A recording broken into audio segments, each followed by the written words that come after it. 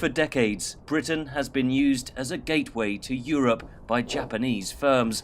Nissan's decision to move production of its X-Trail SUV back to Japan has been met with dismay. It concerns me that they have noted the uncertainty around Brexit, and I think that is a serious signal to all of us in Parliament that now is the time to resolve that uncertainty. As Britain's ties stumble, Japan and the European Union are celebrating a trade deal that will cover a third of global GDP.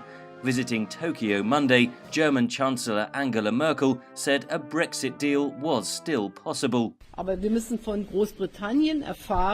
we need to know from Britain, and this is the critical point, what it envisages.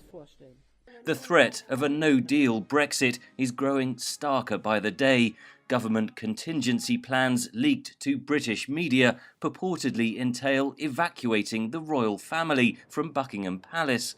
Worst-case scenarios include rioting on the streets amid food and medicine shortages as waste export restrictions create mountains of garbage. Obviously, it's a very complicated scenario.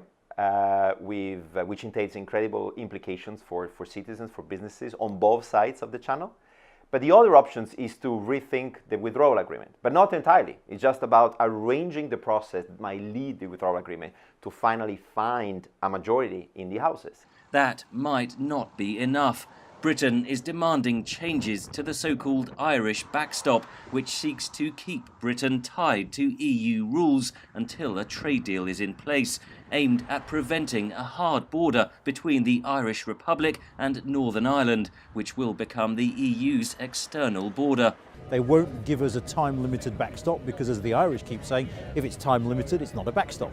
Reopening the withdrawal agreement could see other EU member states request their own changes, notably Spain's demands for talks on the sovereignty of Gibraltar.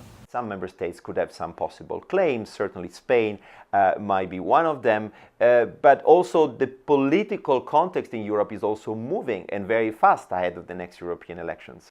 A reminder that the current deadlock is just the beginning of Britain's recasting its relationship with a changing Europe, a process that could take years, if not decades. Henry Ridgwell for VOA News, London.